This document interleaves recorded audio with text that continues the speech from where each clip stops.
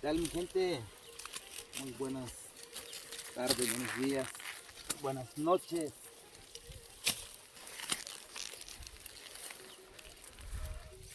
Acá andamos echándole duro y macizo.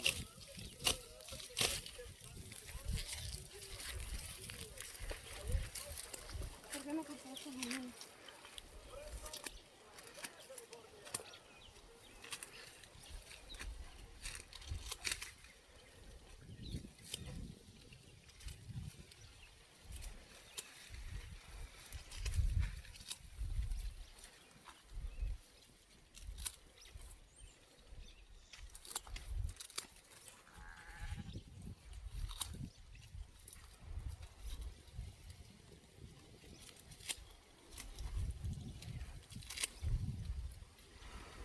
Solito desde mi rancho, los Tres Águilas.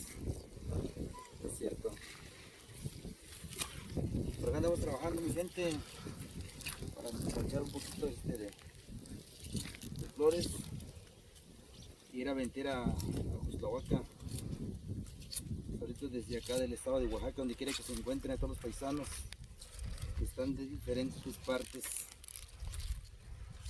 de nuestra República Mexicana y en los Estados Unidos. Tiene gana mi gente, saludos a todos, cuídense mucho, donde quiera que se encuentren, nomás hago este video para que vean cómo se trabaja acá en la sierra, acá en el rancho.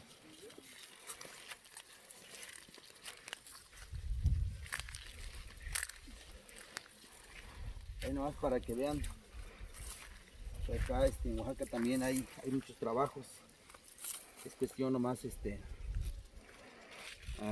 aprender y luchar más que nada, siempre y cuando tener ganas de salir adelante.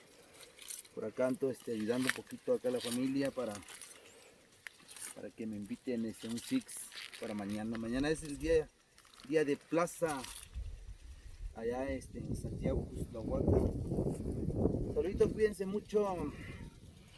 Más hago este video para que vean paisanos donde quiera que se encuentren. Saluditos, cuídense mucho a todos los seguidores. Es su amigo Rodolfo López. Saludos, échenle gana.